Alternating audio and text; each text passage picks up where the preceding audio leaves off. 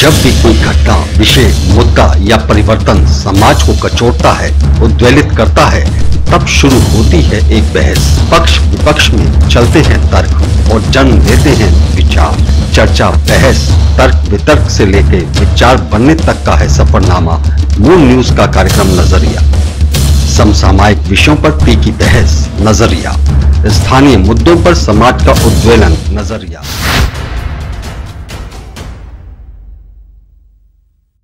चर्चा करने जा रहे हैं कांग्रेस की भारत जोड़ो यात्रा पे। कांग्रेस की भारत जोड़ो यात्रा कितनी कारगर रहने वाली है कांग्रेस के लिए, इस पर हम चर्चा करेंगे। और इस चर्चा में इस पैनल में मेरे साथ सहभागी हैं मेरे दाईं ओर सबसे पहले भारतीय जनता पार्टी के वरिष्ठ नेता प्रमोद गुप्ता साहब, असलम सलीमी साहब समाज सेवी और शहर के व्यवसायी हैं, और मेरे बाईं ओर हैं शहर के जाने माने उद्योगपति नजीर अहमद साहब और शहर के जाने माने व्यवसायी संतोष शर्मा साहब, और बाएं छोर पर हैं सुमित गुप्ता विभव साहब, आप कांग्रेस के वरिष्ठ नेता हैं। तो सबसे पहले मैं आप दर्शकों आपको बताना चाहूंगा कि 7 सितंबर से शुरू हुई, कन्याकुमारी से शुरू हुई राहुल की भारत जोड़ो यात्रा 3570 किलोमीटर चलने वाली है, और ये 150 दिनों में अब तक लगभग 3000 किलोमीटर पद यात्रा कर चुके हैं कांग्रेस के शीर्ष नेता राहुल गांधी, और 10 राज्यों में से वो गुजर चुके हैं, और 2 राज्यों और 1 केंद्र शासित प्रदेश में वो पहुंचेंगे 26 जनवरी तक पद यात्रा करते हुए। कितना लाभ पहुंच रहा है इसका कांग्रेस को, कितनी कारगर रहने वाली है, 1.25 साल बाद लोकसभा चुनाव होने वाला है। सुमित जी, सबसे पहले आपसे जानना चाहेंगे कितना फायदा मिल रहा है इससे, भारत जोड़ो यात्रा से? ये एक पॉलिटिकल इवेंट है या मूवमेंट है, क्या कहेंगे आप?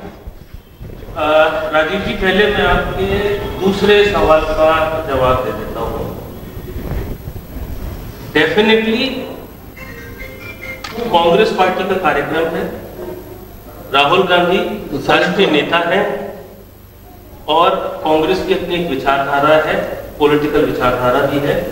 तो ये यात्रा पॉलिटिकल तो है ही, इसको ना मैं डिनाई कर सकता, ना कोई भी राजनीतिक दल, ना कांग्रेस पार्टी इसको कभी डिनाई कर सकता है। तो ये पॉलिटिकल है। दूसरी बात, देखिए ये इस यात्रा का उद्देश्य क्या है और क्यों चालू हुई? इस देश के अंदर जो एक जरूरतमंद आदमी की आवाज थी, जो दबे कुचे आदमी की आवाज थी, एक जनमानस की आवाज थी, वो कहीं ना कहीं दब गई थी, उसको कुचला जा रहा था। चाहे बेरोजगारी का मुद्दा हो, चाहे गरीबी का मुद्दा हो, चाहे बढ़ती महंगाई का मुद्दा हो, चाहे एक धर्म को दूसरे धर्म के खिलाफ लड़ाने का मुद्दा हो, चाहे जाति के आधार पर लड़ाने का मुद्दा हो, ये सारे मुद्दे थे जिसको कि राजनीतिक दल जो कि सत्ता में है वो सामने के विपक्षियों की आवाज को दबाने की कोशिश करता है। तो ये एक जनमानस के अंदर जागृति पैदा की है राहुल जी ने, और उनकी इस यात्रा से अब ये सारे मुद्दे राष्ट्रीय चर्चा का विषय बन गए हैं। और आज आप इस नजरिया कार्यक्रम में इस पर चर्चा कर रहे हैं, ये अपने आप में प्रमाण है कि इस यात्रा से कितना जनमानस के अंदर, जिनकी विचारधारा के अंदर बदलाव आया है और देश को सोचने पर मजबूर किया। संतोष जी, कुछ राजनीतिक विश्लेषकों का मानना है कि देर आए दुरुस्त आए, कांग्रेस की जो शीर्ष नेतृत्व है उसने आम जनमानस से जुड़ने का ये जो प्रयास किया है, और लगभग 3000 किलोमीटर, ये कहा जा रहा है कि ये भारत की सबसे बड़ी पद यात्रा है भारत के इतिहास में। दांडी मार्च के बाद पहले ऐसा मार्च है जो सबसे बड़ा मार्च है। तो उसमें राहुल गांधी जो कांग्रेस के बड़े नेता हैं, उनकी छवि बदली है, क्या आप सहमत हैं इस बात से? राजीव जी, निश्चित रूप से छवि तो बदली ही है। जब राहुल गांधी जी घर से बाहर निकले हैं तो छवि तो निश्चित रूप से बदली है। लेकिन मैं सुमित भाई की इस बात से सहमत नहीं हूं कि ये जो है, इससे मुद्दे जो है सामने निकल के आ रहे हैं। इससे मुद्दे सामने जब निकल के आ सकते हैं जब आप संसद में बहस करें, या कहीं उस प्रोग्राम को कहीं लाएं कि ये प्रोग्राम हमारे हैं, और इन प्रोग्रामों के तहत चाहे बेरोजगारी हो, चाहे महंगाई हो, चाहे कोई अन्य समस्या हो, उस समस्या को आप प्रॉपर प्लेटफॉर्म पे जब तक नहीं लाएंगे तब तक उसका जो है निराकरण नहीं होगा। राहुल गांधी के लिए व्यक्तिगत रूप से हो सकता है फायदा हो, लेकिन मैं राजनीतिक रूप से बहुत ज्यादा इसका फायदा नहीं देखता हूं। मेरे विचार से ये जो है जस्ट एक ट्रेडमिल पे बॉक्स जैसा है, इससे ज्यादा कुछ नहीं। नजीर साहब, ये कहा जा रहा है, जो कांग्रेस नेता कहते आए हैं कि डराने और तोड़ने की राजनीति हो रही है देश में। एक तरफ देश में कुल 100 लोगों के पास आधी पूंजी है, आधी राशि है 100 लोगों के पास, उसके खिलाफ ये एक आंदोलन है। आप कितना सहमत हैं इससे? देखिए, सबसे पहले तो मैं शुरू करूंगा, जैसा कि विभव जी ने कहा है कि ये डेफिनेटली कांग्रेस की ही भारत जोड़ो यात्रा है, लेकिन मैं इसको दूसरे रूप से कहूंगा। मैं ये कांग्रेस की नहीं है, ये हिंदुस्तान के लोगों की यात्रा है, क्योंकि हिंदुस्तान का हर एक आदमी अब इससे जोड़ रहा है, चाहे वो सिविल सोसाइटी से हो, आर्मी से हो, डॉक्टर हो, फिल्म पर्सनालिटी हो या कोई भी पॉलिटिशियन हो। तो जब हिंदुस्तान के लोग जुड़ते हैं तो कहीं ना कहीं एक तरह से रेवोल्यूशन आता है। दूसरी बात, अगर मैं आपको है तो हम लोग की आज़ादी कैसे मिली? गांधी जी ने भी यात्रा की थी, जब उन्होंने हिंदुस्तानियों को जोड़ा तो अंग्रेजों को छोड़ के भागना पड़ा। दूसरी बात है, मैं संतोष जी से कहूँगा कि जो इनका कहना है कि ये ट्रेडमिल से ज़्यादा नहीं है, मैं कहूँगा कि अगर आप ट्रेडमिल इसे कहते हैं तो बड़ी अच्छी बात है, पूरा हिंदुस्तान उसमें जुड़ा हुआ है, क्योंकि हिंदुस्तान की अगर सेहत भी ठीक कर रहे हैं तो सेहत सिर्फ बॉडीली सेहत नहीं होती है, सेहत होती है दिमागी सेहत, सेहत होती है इकोनॉमी की सेहत, सेहत होती है एम्प्लॉयमेंट जनरेट करने की सेहत होती है, सेहत होती है महंगाई को कम करने की। प्लेटफॉर्म जो, मुझे माफ कीजिएगा आप मीडिया से जुड़े हुए हैं, प्लेटफॉर्म तो उस टाइम है, हिंदुस्तान का हर आदमी परेशान है, लेकिन जिस प्लेटफॉर्म से खबर जानी चाहिए वो प्लेटफॉर्म पे ही अंधेरा छा गया है, वो प्लेटफॉर्म से लोगों पे उसकी नॉलेज नहीं आ रही है। तो मेरा अपना मानना है कि ये जो भारत जोड़ो है, इसकी शुरुआत हुई है सिर्फ सबसे पहले जो नफरत से लोग अलग अलग एक दूसरे में बट रहे हैं, चाहे वो जाति के तौर पे, मजहब के तौर पे, पैसे के तौर पे।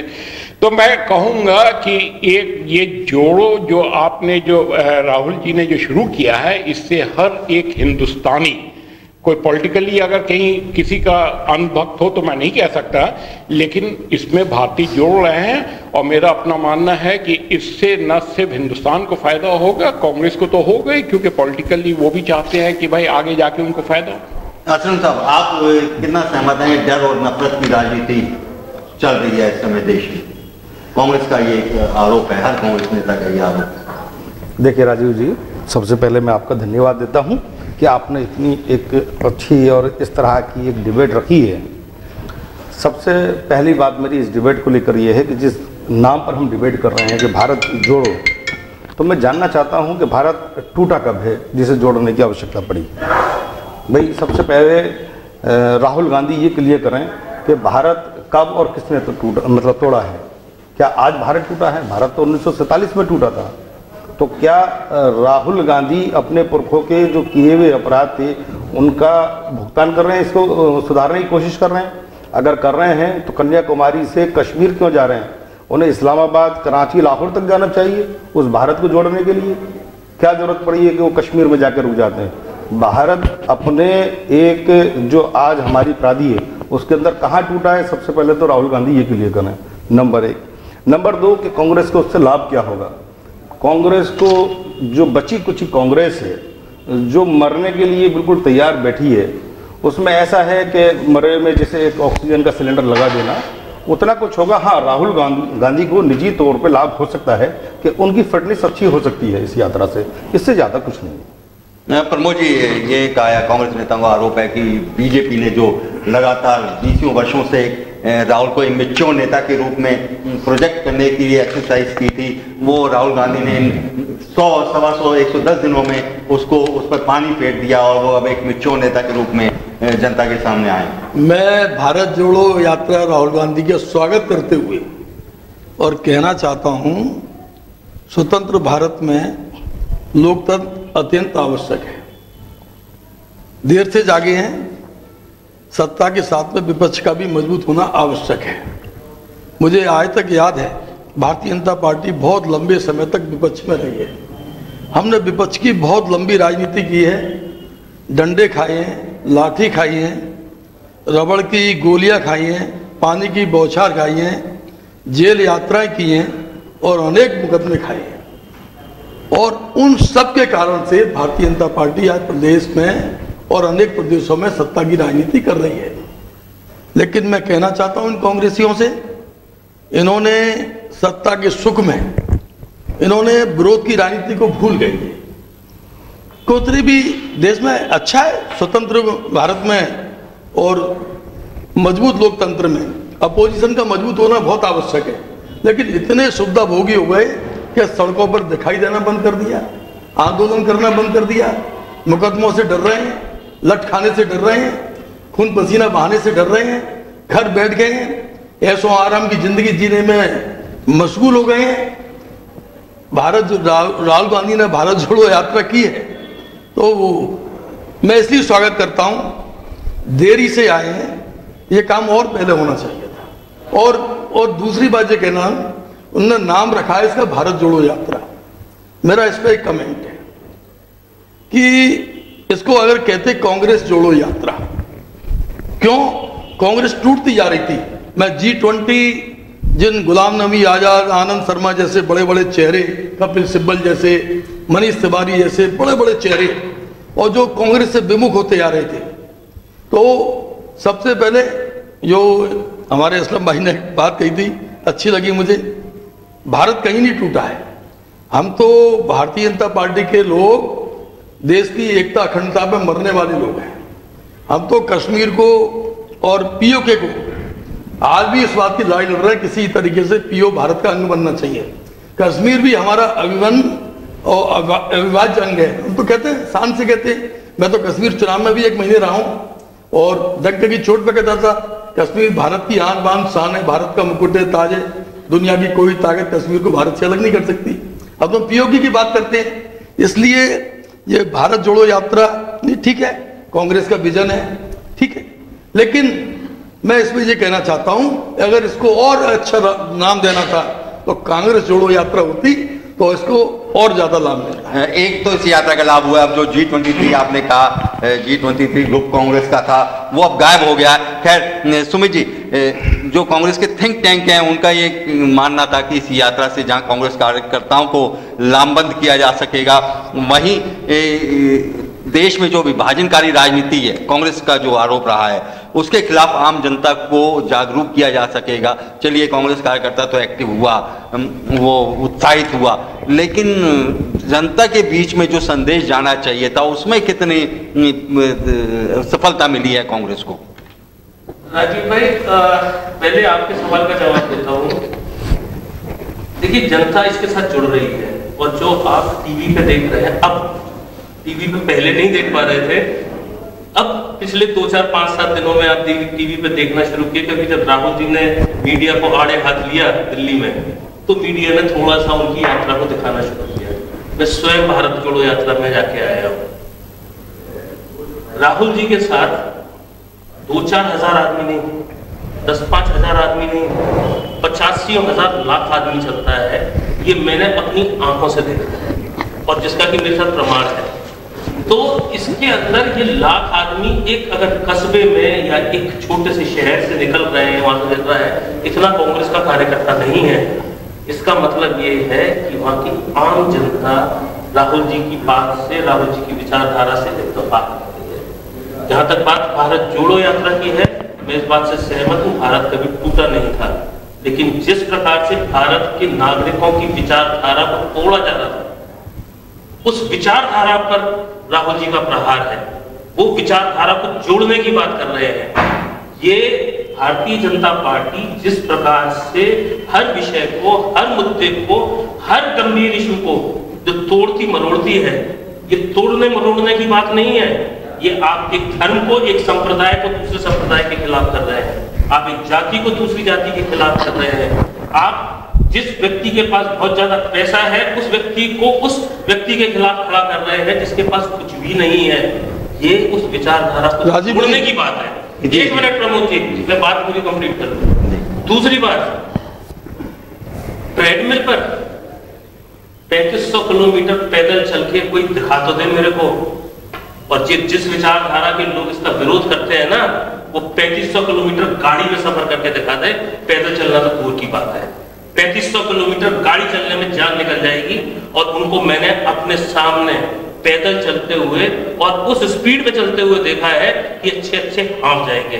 और ये बौखलाहट जो भाजपा की है, ये इसी वजह से है क्योंकि उनको जो जन समर्थन मिल रहा है वो इनकी कल्पना भाजपा ने कभी की नहीं थी। वो अभी भी आराम से ओवर कॉन्फिडेंट होके अपने महलों में बैठे हुए हैं, बड़े बड़े हवाई जहाजों में घूम रहे हैं। उन्हें मालूम नहीं था कि जमीन पर एक आदमी 3500 किलोमीटर पैदल चल रहा है।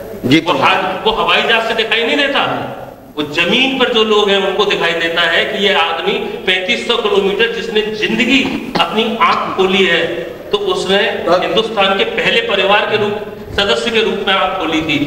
और जिस आदमी ने चाय बेचने का दावा किया वो आज हवाई जहाज से नीचे नहीं उतरता, और जो आदमी कभी हवाई जहाज से नीचे नहीं उतरा वो 3500 किलोमीटर पैदल चलता। मजबूर कर दिया ना जी प्रमोद जी। राजीव भाई, मैं कहना चाहता हूँ भारतीय जनता पार्टी पंडित दीनदयाल उपाध्याय के आदर्शों पर चलती है, और ये किसी से छिपा नहीं है। अंत्योदय योजना समाज का जो गरीब है, वंचित है, शोषित है, उपेक्षित है, पीड़ित है, जिसको शिक्षा ग्रहण नहीं हो सकती, इलाज नहीं करा सकता, ऐसे सभी अंत्योदय योजना के अंतर्गत ऐसे समाज के सभी लोगों को इस केंद्र की सरकार ने, प्रदेश की सरकार ने, चाहे प्रधानमंत्री आवास हो, प्रदेश स्तर से आवास हो, चाहे आयुष्मान योजना हो जो गरीबों का 5 लाख का निःशुल्क बीमा हो, शौचालय हो, विद्युत की फ्री योजना हो, उज्ज्वला योजना हो, गैस की सिलेंडर, ऐसी तमाम प्रकार की योजना है।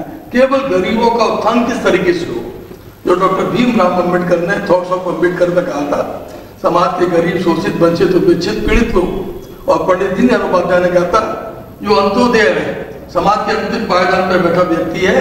इन दोनों ने एक ही बात कही थी अपने अपने शब्दों में, जब तक इनका उत्थान नहीं होगा तब तक समाज और देश का उत्थान नहीं हो सकता। पूरी बात समाज और देश का उत्थान नहीं हो सकता। नरेंद्र मोदी कर क्या रहे हैं?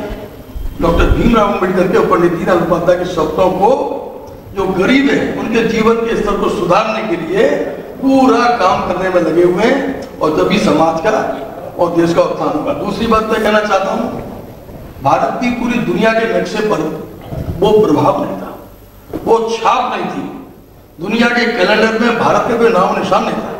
मोदी जी जब देश के प्रधानमंत्री बने हैं, आज दुनिया के जितने भी शक्तिशाली देश हैं, अमेरिका हो, रूस हो, चीन हो, फ्रांस हो, ब्रिटेन हो, दुनिया के जितने भी ताकतवर देश हैं, आज भारत का, मोदी की नीतियों का लुआ मानने लगे हैं। एक एक पॉइंट पर विचार विमर्श होता है। अभी रूस यूक्रेन का युद्ध चल रहा है, यूक्रेन भी विचार विमर्श करता है, पुतिन भी करता है। आज भारत की छवि, जो हमने एक सपना था, हमारा सबका ड्रीम था, वो बीजेपी का नहीं था, भारत के एक नागरिक का ड्रीम था कि भारत एक दिन विश्व गुरु बने। तो मैं एक शब्द याद कराना चाहता हूँ, अमेरिका के शिकागो में और स्वामी विवेकानंद जी ने एक बात पूरी बात, सिर्फ एक हल्की सी टिप्पणी करता हूं। हम भारत जोड़ो यात्रा कर रहे हैं, आप दुनिया जोड़ो यात्रा कर रहे हैं। मैं वो यही अभी प्रमोद जी पे और असलम जी पे मैं अभी अपने कमेंट दूंगा। तो स्वामी विवेकानंद जी ने कहा था एक दिन वो अवस्था आएगा जब भारत विश्व गुरु बनेगा। मुझे लगता है, और लोगों को लगना भी चाहिए, आज भारत विश्व गुरु की ओर अग्रसर है। यही सब लक्षण होते हैं, देश प्रगति से आगे बढ़े। और मोदी जी ने नारा दिया है, सबका साथ, सबका विश्वास और सबका विकास और सबका प्रयास। सबके प्रयास से और सबके विश्वास से ये देश विकासशील देश नहीं, एक संपूर्ण विकसित राष्ट्र बनेगा, इसमें कोई संदेह नहीं है। ये देश विश्व गुरु बनेगा, इसमें भी कोई संदेह। जी जी नजीर साहब, देखिए, मैं अभी प्रमोद जी और असलम साहब की बात पे थोड़ा से अपने कमेंट देना चाहूँगा। बड़ी अच्छी बात है, क्योंकि हम पॉलिटिकल भी हैं, नॉन पॉलिटिकल भी हैं, बिजनेस भी करते हैं और पूरी दुनिया घूमे हुए हैं। जो चीज़ आप दिखा रहे हैं मीडिया के जरिए, क्या वो ग्राउंड रियलिटी है? आप आम आदमी से जाके पूछ लीजिए। दूसरी बात यह है, जब आप विश्व गुरु की बात करते हैं तो आपसे ज़्यादा मुझे खुशी होनी चाहिए जब मैं हिंदुस्तान के बाहर जाता हूं, तो मुझे भी उस चीज़ का एहसास होना चाहिए। लेकिन विश्व गुरु बनने के लिए विश्व गुरु बनने के लिए क्या हम अपने अनएम्प्लॉयमेंट को बढ़ाते हैं? विश्व गुरु बनने के लिए क्या हम भुखमरी के इंडेक्स में और नीचे चले जाते हैं? गरीबी रेखा में हम और नीचे चले जाते हैं। ये कौन सा विश्व गुरु है? अगर ये विश्व गुरु होना है तो हम कहेंगे कि ऊपर वाला कभी किसी मुल्क को विश्व गुरु ना बनाए। डॉलर जो 65 रुपए हुआ करता था 82 रुपए पहुंच गया। आप समझते हैं उसकी इकोनॉमी में कितना बुरा असर है? महंगाई। ये आप विश्व गुरु की बात करते हैं। विश्व गुरु आपने बनाया नहीं, आपने 2, 3, 4 गुरुओं को बनाया है और सारा पैसा उनके हाथ में दे दिया है, जिनको हम कहते हैं अडानी और अंबानी। मैं नाम ले रहा हूं क्योंकि आज की डेट में अगर हमारा मुल्क इतना विश्व गुरु होता तो हम अनएम्प्लॉयमेंट में बहुत आगे बढ़ गए होते। जो लाखों नौकरियां देने वाली, मैं जो लाखों नौकरियां देने की बात कर रहे होते हैं, हम भुखमरी की कोई बात नहीं होती। आप कहते हैं सबका साथ सबका विश्वास। असलम साहब से पूछिए, अपने दिल पे हाथ रखे, क्या सबका साथ सबका विश्वास है? भारत जोड़ो से, एक सेकंड में, भारत जोड़ो से ये मतलब नहीं है कि भारत टूट रहा है। भारत जोड़ो से मतलब है कि कहीं कास्ट पे हम लोग अलग हो रहे हैं, कहीं रिलीजन पे अलग हो रहे हैं, कहीं पे गरीबी में हम लोग एक दूसरे से दूर हो रहे हैं। तो ये हमारा जो माइंडसेट जो चेंज किया जा रहा है, इसको हम जोड़ना चाहते हैं। राहुल गांधी, आप जो कह रहे हैं ना कि इसका नाम होना चाहिए कांग्रेस जोड़ो यात्रा। कांग्रेस जोड़ो यात्रा में आप अगर कांग्रेस जोड़ो होते तो उसमें एक फ्रीडम फाइटर जो आज की डेट में 95 साल का वो जुड़ते हैं। नहीं, सब मुझे बताए तो फिर वो कांग्रेस जोड़ो नहीं है, वो भारत जोड़ो है। फिर उसमें फिल्म पर्सनैलिटी जोड़ रही है। आपके आरबीआई के गवर्नर, मैं तो जोड़ो से मकसद ये नहीं होता कि हमारा मुल्क हो रहा है। ये तो हर हिंदुस्तानी कहता है कि हमारा मुल्क ऐसा होना चाहिए और ऐसा ही रहेगा, किसी की ताकत नहीं है। चाइना के साथ जो हो रहा है, क्या हम लोग ये कहते हैं कि चाइना के साथ जो हो रहा है वो नहीं, चाइना सही कर रहा, हम कहते गलत हो रहा है। लेकिन हम किसको गलत कहते हैं? जब आप हमारे फौजियों को मरवा रहे होते हैं, जब आप हमारी जमीन उनको दे रहे होते हैं, उस पर हमको दुख होता है। जमीन नहीं दी आज तक। ये तो मीडिया के जरिए आप कभी नहीं दी। आप इंटरनेशनल कम्युनिटी से बात करवा लीजिए। मैं बैग में नहीं जाना चाहता। मैंने एक बात मेरे को ध्यान है, मैंने सुमित जी नजीर की एक बात, नजीर भाई की एक बात, सुमित जी नजीर भाई की एक बात कहना चाहता हूँ। मैंने एक सेकंड, मैंने कांग्रेस जोड़ो यात्रा इसलिए कहा था, आपने उसको ध्यान नहीं दिया। कांग्रेस तेजी से टूटती जा रही थी, लोग पार्टी छोड़ रहे थे। हर प्रदेश में प्रदेश के नेता, देश के नेता, स्टेट वाइज नेता, चाहे बंगाल में देख लो, तमिलनाडु में देख लो, कहीं भी कहीं भी देख लो, एक सेकंड आप सब तो मैंने इसी, आप पॉलिटिकल आदमी हो और आप जानते हो कि राजनीति के अंदर ये उतार चढ़ाव चलते ही रहते हैं। नहीं, ठीक है, आपने इसलिए में वो वक्त भी देखा है जब आपके शीर्ष नेता आपको छोड़ के भागने को तैयार नहीं। सुनिए, मैं 84 की, आप मैं 84 की आपने छिड़ा है तो आपने 84 की एक बात बताना चाहता हूँ। मुझे आज तक याद है अटल जी और अडवाणी जी दोनों चुनाव हार गए थे, मुझे याद है, और 2 सीट जीते थे, मुझे वो भी याद है। मैं दोनों नाम बताता हूँ, आपको याद नहीं होगा। महसाणा में AK पटेल और आंध्र से जंगा रेड्डी, मैं नाम बता रहा हूँ दोनों के MP के। बीजेपी से 2 MP जीत के आए थे, आपको तो याद होगा। बिल्कुल याद है मुझे। और जब बीजेपी ने जनसंघ ने स्टार्ट किया था 3 MP से शुरुआत करी थी, 3 से 86 हुए थे, 86 से 2 हुए और 2 के बाद में 300 से ऊपर है। मैं ये कहना चाहता हूं, उस समय पार्लियामेंट के अंदर जब राज्यसभा से दोनों पहुंचे नेता, तो एक नारा लगा था, वो भी याद करना कि हम 2 और हमारे 2। ये अटल अडवाणी हम 2 और हमारे 2 जो जीत कर आए। तो उस समय अटल जी ने एक बात कही थी, अटल जी को सब पसंद करते थे, इंदिरा जी भी पसंद करती, सब पसंद करते थे अटल जी को, और उन्हें यूएनओ में भी भेजा था। तब भारत का पक्ष रखना था तो अटल जी को भेजा गया था। मैं ये भी याद कराना चाहता हूँ। तो अटल जी ने कहा था आज सब आज नहीं, भाजपा का कोई व्यक्ति टूटा नहीं, पार्टी छोड़ के नहीं गया कोई व्यक्ति। यही तो हम कहते हैं कि अच्छी चीजों को नहीं, पूरी बात, हमारे कोई भी नेता पार्टी छोड़कर नहीं गए, उन परिस्थितियों में जीते रहे। हमने बताया नहीं, हमने तो बहुत देखा है। हम तो झंडे लगाते थे और चुनाव का रेट जाता था कांग्रेस के पक्ष में। चलिए जी, मैं कहना चाह रहा था सुमित भाई और नजीर भाई, आप ध्यान दीजिए कि जो कांग्रेस की राजनीति रही है वो भय और भ्रम की रही है। जिस भय और भ्रम को दिखाकर उसने 1947 से और 2014 तक जो राजनीति की है, वो आज भी उसी भय और भ्रम में पैदा करना चाहते हैं। कहीं बताते हैं कि भाई जातिवाद है, कहीं बताते जाते हैं नहीं, मेरा विचार नहीं है, आपका भी है। देखिए इतना अच्छा पैनल यहाँ बैठा हुआ है कि मेरी साइड में गुप्ता जी बैठे हुए, एक साइड में मेरे राजीव दीक्षित जी बैठे हुए, बीच में मैं एक मोहम्मदन होके बैठा हुआ हूँ। देखिए यहाँ पर मैं यहाँ मोहम्मदन होके नहीं बैठा हूँ, मैं हिंदुस्तानी होके बैठा हुआ हूँ, मैं हिंदुस्तानी होके बैठा हूँ, मैं हिंदुस्तानी मुसलमान हूँ, मुझे फखर है हिंदुस्तानी होके बैठा हूँ मैं। नहीं सुमित जी, लेकिन मेरी बात को पूरा सुनिए। नहीं गलत दिशा में लेकर नहीं जा रहा हूँ, आपको हमारी बात सुननी पड़ेगी। भय और भ्रम खत्म हो गया। नहीं, भय और भ्रम का वक्त खत्म हो गया, अब आप भय भ्रम नहीं दिखा सकते। नजीर भाई ने बात कही कि अब रोजगार कम हो रहा है और लोगों की नौकरियां जा रहे हैं। नजीर भाई मेरी तरफ से बहुत बड़ी बात हो जाएगी कहने के लिए, लेकिन मैं फिर भी कह रहा हूं, नजीर भाई अपनी भी बैलेंस शीट चेक करें, और जितने हमारे व्यापारी, आप भी व्यापार से जुड़े हैं और भी यहाँ लोग, मैं भी व्यापार से जुड़ा हूँ। 2014 में हमारी जो बैलेंस शीटें थी उसमें हमारी कैपिटल, नेटवर्थ, हमारा टर्नओवर जो था, आज अपना स्वयं चेक करें। अगर उससे हमारा कम है तो रियल में हो सकता है इस सरकार में हमारा बिजनेस पिछड़ा है। अगर हमारे वो बैलेंस शीटें उसी स्तर से बढ़ रही हैं, क्योंकि आज जो डाटा है इनकम टैक्स का और जीएसटी का, वो ये बता रहा है कि टैक्स पेयर बढ़े हैं, घटे नहीं है। तो आप कैसा एक भ्रम फैलाने की कोशिश कर रहे हैं? ये कौन सी बात हुई? कौन सा समय? ये आपका इंडेक्स है, ये सरकारी इंडेक्स है, अनएम्प्लॉयमेंट सरकारी इंडेक्स है, गरीबी इंटरनेशनल इंडेक्स है। देखिए कौन सा वक्त ऐसा, आप अपने आंखों को क्यों नहीं झुठला रहे हो? मैं नहीं झुठला रहा भाई, सरकारी बात ये सरकारी मैं बता रहा हूँ, पूरी दुनिया के अंदर मंदी का दौर चल रहा है। मैं अपने भारत के अंदर हमारे लोग आज भी 2 वक्त की रोटी बड़ी इज्जत। तो आप ये बोलिए ना, आप तो ये बोलिए ना, आप ये बोलिए, आप तो कह रहे हैं कि हम आगे बढ़ रहे हैं। चलिए संतोष जी से सुननी पड़ेगी, आपने कही है तो सुननी पड़ेगी। देखिए आप देखिए पहले जो आपने कहा उसके मैं सुनूंगा, एक मिनट सुनने आया हूँ और अपनी बात कह रहा हूँ। एक मिनट, आप भय की बात कर रहे हैं ना जी, ठीक है। अब हमको बताइए 6 साल पहले जी कभी ऐसा होता था कि इनके पास ईडी पहुंच रहा है, सीबीआई पहुंच रहा है, इनकम टैक्स पहुंच रहा है, आपके पास नहीं पहुंच रहा है, इनके पास। मैं ये नहीं कह रहा हूं कि कौन गलत है कौन सही है, अगर जो गलत है तो सब होना चाहिए, वहां कोई क्या उसका नाम है बायस नहीं होना चाहिए। क्या भय कौन करवा रहा है?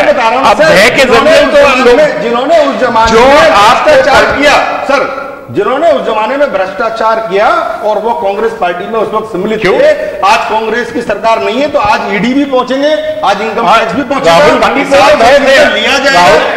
राहुल गांधी को भी तो भय दिखाने की कोई नहीं थी। राहुल गांधी को अगर आप भ्रष्टाचार करेंगे तो आपके जाने के बाद संतोष, आप पहले सुमित भाई हमारी मुझे असलम मुझे नजीर भाई की बात का जवाब देने दीजिए। आज अगर कोई भाजपा में रहते हुए, अगर आज भाजपा में रहते हुए कोई भ्रष्टाचार करेगा तो कल भाजपा की सरकार वहां होने पे क्या उसकी जांच ईडी नहीं करेगा? मगर अरे भाई ईमानदारी तो उसको बोलते हैं, आपने 50-55 साल ईमानदारी तो उसको बोलते हैं तो भ्रष्टाचार आपने किया, जांच आपकी होगी, क्यों घबरा रहे हैं? लेकिन अगर आप ठीक है, आप बात समझिए, अगर राहुल गांधी ठीक है, अगर प्रियंका गांधी ठीक है, उनकी जांच हो रही है तो घबराने की बात क्या है? तो ईमानदारी तो उसको बोलते हैं। जांच के लिए आए तो हमें घबराने की जरूरत नहीं है। देखिए आप सामने आइए, आप जब सरकार बनाते हैं आप एक कसम खाते हैं, एक सेकंड में एक सेकंड, आप जब सरकार बनाते हैं कसम खाते हैं जी कि ये मुल्क हमारा है, इस मुल्क के रहने वाले हमारे, हम कोई भेदभाव नहीं करेंगे, ठीक है?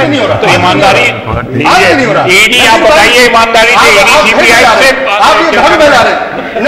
चलिए दूसरा सवाल एक सेकंड, आप कांग्रेस कांग्रेस में नजदीक है, मैंने मान लिया, कांग्रेस की विचारधारा ईमानदारी की बात। अच्छा मुझे ये फर्जी जो हो रहा है ना कि भारत जोड़ो यात्रा, सबसे पहले यही गलत हो रहा है। क्या भय एक और फैलाना चाह रहे हैं?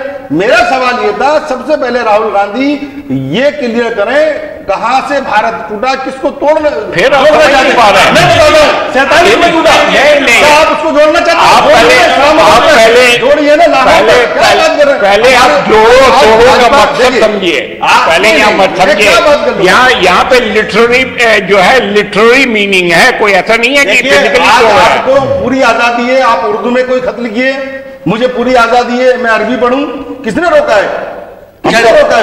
दो सवाल लगाया, आप उर्दू में लिख नहीं सकते, आप अरबी पढ़ नहीं सकते, असलम साहब दो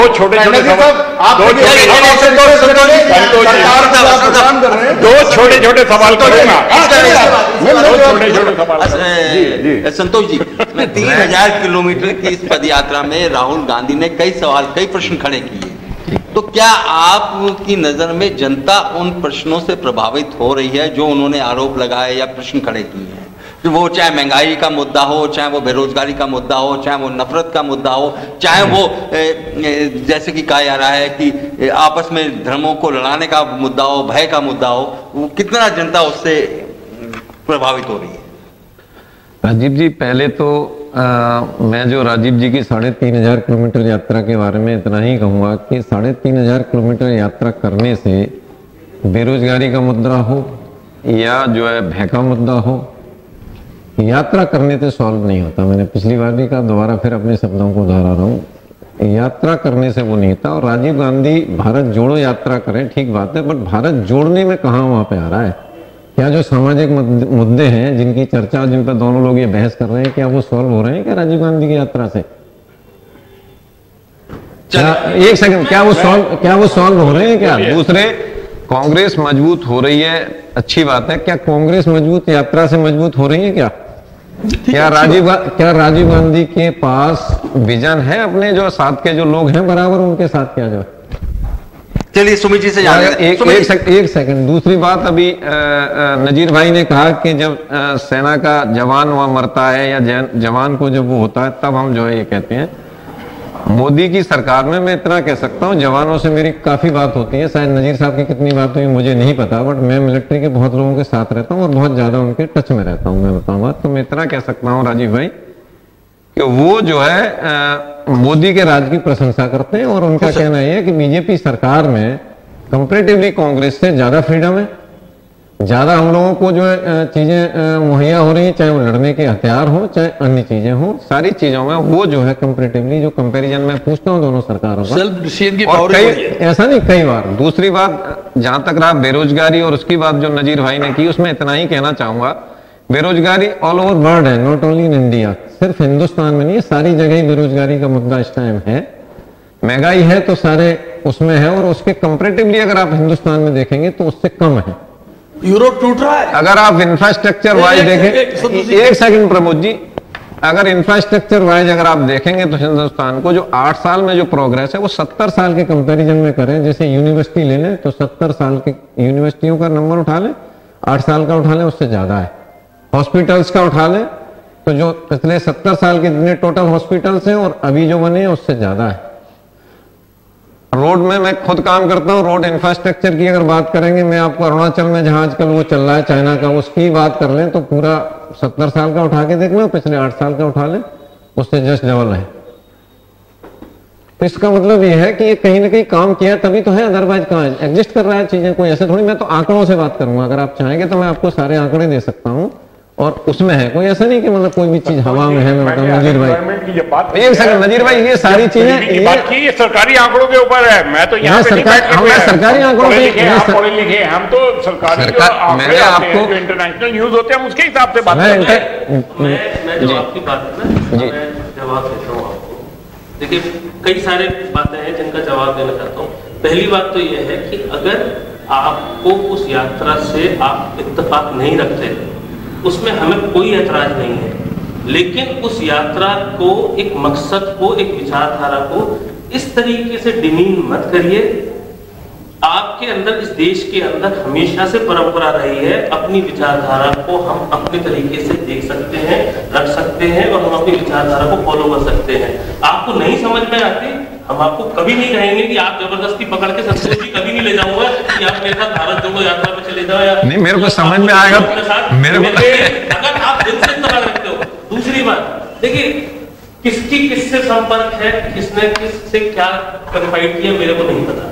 कई सारे मेरे भी काम उसमें है, वो ये कहते हैं कि साहब जिस तरीके से इंटरनेशनल बॉर्डर्स कॉम्प्रोमाइज हो रहे हैं, ये आज तक नहीं हुआ, लेकिन ये अपनी अपनी सोच है। ये इंटरनेशनल मीडिया मेरे टच में जो आदमी है उसने मेरे को कुछ बताया, आपके टच में जो आदमी है, इसका कोई ऑथेंटिक वेरिफिकेशन नहीं, लेकिन ऑथेंटिक वेरिफिकेशन एक चीज का है। हिमाचल प्रदेश के अंदर 3 लाख लोग या 4 लाख लोग सरकारी मुलाजिम है, जिसमें आधे से ज्यादा सेना के अंदर है और बाकी के लोग सरकारी नौकरियां कर रहे हैं देश के अलग अलग हिस्सों में, और उन लोगों के वोट से इस बार वहां पे सत्ता का परिवर्तन हुआ। इसका मतलब सीधा ये कहता है कि वो लोग अपनी सरकारी नौकरियों में या सेना की जो नौकरी कर रहे हैं उसमें खुश नहीं थे, इस वजह से उन्होंने वहां पर सत्ता का परिवर्तन किया। दूसरी बात, ये बात तो मैं मुद्दों की बता रहा हूं। अभी एक भाई साहब ने एक बात की, भाई साहब देखो ऐसा फैक्ट्स तो ऐसे हैं, मैं भी इकोनॉमिक्स का स्टूडेंट हूँ, स्टैटिस्टिक्स को अपनी तरीके से हमें तोड़ना मरोड़ना बहुत आता है और इकोनॉमिक्स सब तोड़ सकते हैं। मैं आज आपको जवाब देता हूँ, 1947 से लेकर के 2014 तक इस देश के ऊपर सिर्फ 55 लाख करोड़ रुपए का कर्ज था और 2014 से लेकर के और 2022 तक सिर्फ 8 साल के अंदर 85 लाख करोड़ रुपए का कर्ज बढ़ा है। ये आपको, ये वाली बात आपको अगर आंकड़ों की बात सुनी है, तो मैं आंकड़ों का भी जवाब दे सकता हूं। क्या संतोष जी की बात सुनी आपने? आंकड़ों का जवाब हमारे यहाँ पर जो रोड हर चीज का जस्टिफिकेशन, हर चीज का जस्टिफिकेशन वो नहीं होगा जो आप समझते हैं। देखिए कर्ज लेकर के मकान बनाना, आप उसको ना कहे कि मेरी बहुत सारी प्रॉपर्टी, कर्ज लेने वाला जो कंपनी होती है जिसके कर्ज का जो रेशियो अगर ज्यादा होता है वो कंपनी कभी हेल्दी नहीं होती है। नहीं, आपकी बात से मैं इत्तेफाक रखता हूँ, कंपनी आपकी बात से कंपनी से इत्तेफाक रखता हूँ, लेकिन मेरा ये कहना है अगर आपको जो कार्य करना था जो आप नहीं कर पाए तो क्या हम कर्जा लेकर भी उन कार्यों को नहीं करेंगे? क्या उन उसको कार्य को आगे नहीं बढ़ाएंगे? चलिए संतोष जी कुछ कह रहे थे जी, आपकी तरह विकास में पीछे रहना है क्या? दुनिया के साथ चलना है तो विकास में हमें आगे आना होगा। और अगर हमारे पास क्षमता कम है, आपने क्योंकि उद्योग पैदा नहीं किए राजीव भाई, आपने उद्योगों के लिए आगे बढ़ाया नहीं, जो आज हमें कर्जा लेना पड़े। अगर आज हमारे यहाँ उद्योग आपने खोले होते जो 68 सालों में आपको चांस मिला है, तो आज हमें बाहर विदेश से किसी से कर्जा लेकर आज के ये अस्पताल, ये रोड इंफ्रास्ट्रक्चर बनाना नहीं पड़ता। सुमित जी, कांग्रेस ने जिस तरह से भ्रष्टाचार किया, उस भ्रष्टाचार को आप एक यात्रा से छुपा नहीं सकते। आपको मालूम है आज की डेट में करप्शन जो है दुगनी है, ये लोग मौका दे देंगे। आपको मालूम है आज करप्शन दुगनी है, आम आदमी से जाकर ये आप ठीक बात है।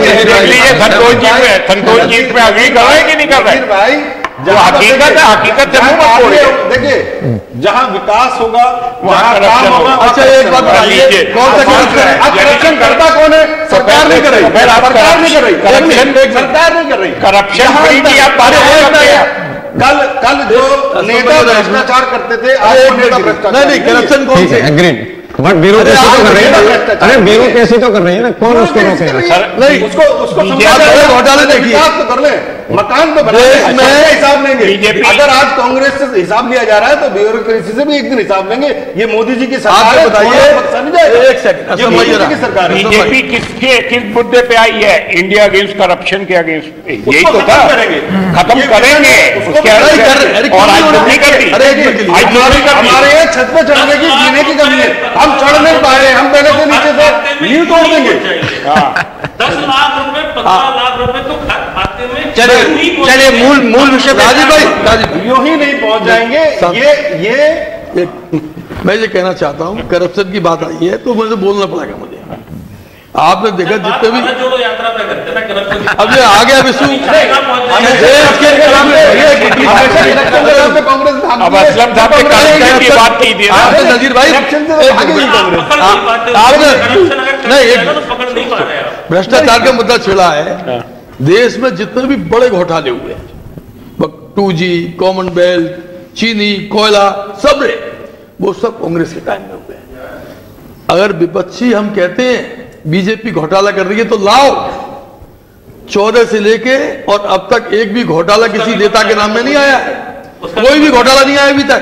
अरे आना चाहिए, कोई भ्रष्टाचारी भाजपा ही है तो बीजेपी भी इसको स्वीकार नहीं करेगी। सत्ता आते हैं ना घोटाले। अच्छा सुमित जी, अब मूल विषय पे आ जाए। दूसरा एक बात और कहना चाहता हूँ, महंगाई पर आपने ये नजीर भाई तो एक्सपोर्ट का बिजनेस करते हैं, लेकिन नॉलेज है, मैं भी जाता हूँ विदेश में कभी कभी चला जाता हूँ, बिल्कुल होनी चाहिए। तो पूरे ऑल ओवर वर्ल्ड भयंकर मंदी है। एक बात अभी आपने यूरोप में जाओ, आपको पता नहीं रिकॉर्ड तोड़ महंगाई है, लोग परेशान है यूरोप के लोग।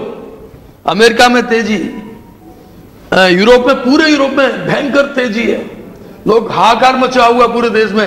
आज ठीक है महंगाई हो सकती है, लेकिन भारत में जिस तरीके से मैं देख रहा हूं, पूरे अमेरिका से लेकर यूरोप के सीट पूरा देख रहा हूं, रिच कंट्री है ये, लेकिन परेशान है सब लोग।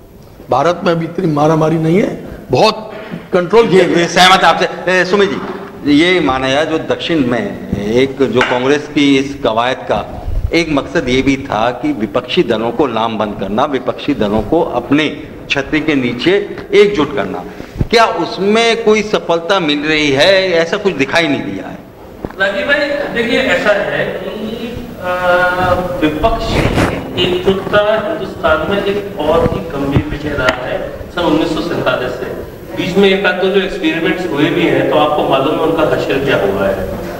परंतु मैं एक बात से तो बड़ा प्रभावित हूँ कि जिस भी एरिया से आप देखिए, जगह जगह से अलग अलग विचारधारा के लोग जब भारत जोड़ो यात्रा के साथ जुड़ रहे हैं। मतलब मैंने शिवसेना के भी लोगों को भारत जोड़ो यात्रा में आते हुए देखा, मैंने कर्नाटक के अंदर जनता दल सेक्युलर और भी जो अन्य दल है वहाँ एनसीपी भी साथ आते हुए देखा, तेलंगाना में भी आते हुए देखा।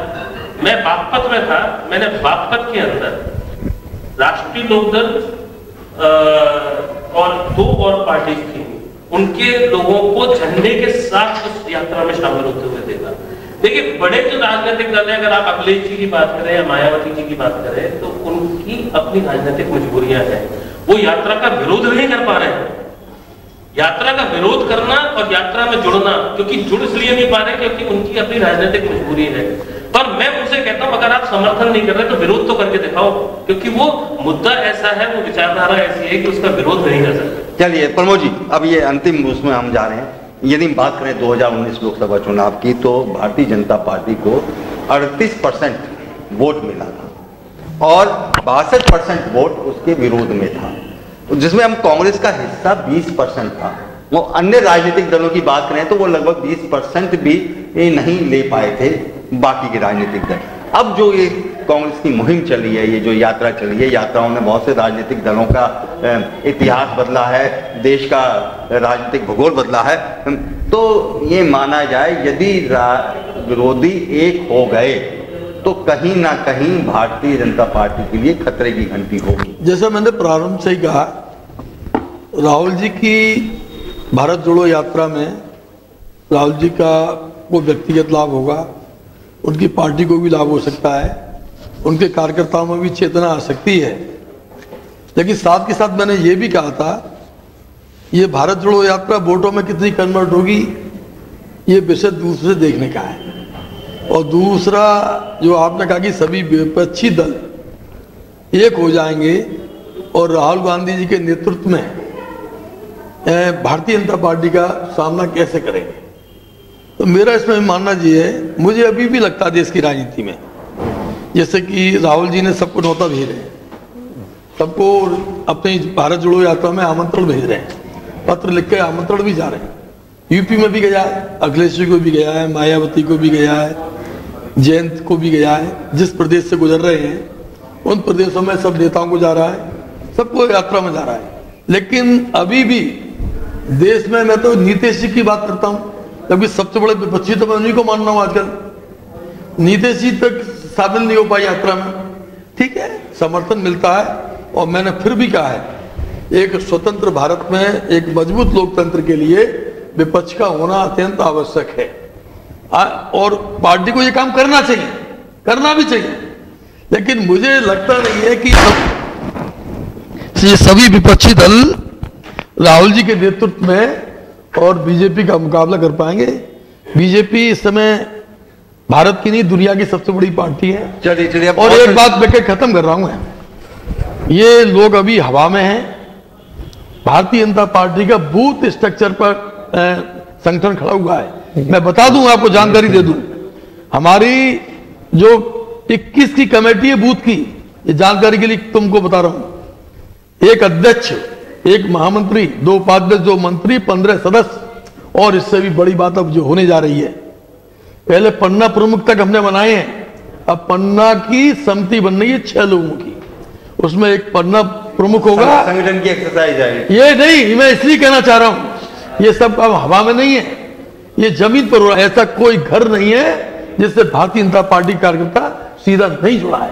ये हवा की बात नहीं है कि भाई ठीक है, यात्रा करिए, आंदोलन करिए, डंडे खाइए, जेल में जाइए, मुकदमे खाइए, करना चाहिए लोकतंत्र में, विपक्ष को करना चाहिए।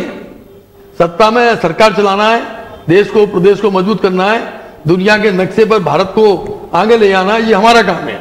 तुम्हारा काम विपक्ष का है कि तुम में जितनी ताकत सामर्थ्य है उतना विरोध करो, लेकिन अरे अपनी जमीन को भी तो तलाश कर लो। बिल्कुल बिल्कुल, जमीन तो तुम्हारी शून्य है। ठीक है असलम साहब, बहुत संक्षेप में आप समय से जवाब दे रहा हूँ। जमीन तो शून्य पड़ी हुई है। अपनी जमीन तलाशो, सिर्फ इस देश के अंदर 6 राज्यों के अंदर आपकी सरकार है, और हमारी 17 राज्यों में, आप उसको कैलकुलेट कर लेना। 17 राज्यों में भैया, बिगड़ जाएगी। अरे क्या भूल रहे हैं, 17 राज्यों में सरकार है हमारी। कितने बता सकते हो? 17 राज्य, 17 राज्य आपको बता सकते हैं? पूर्वोत्तर की 7 राज्य जोड़ लो पहले, चलो पूर्वोत्तर के 7 जोड़ लो।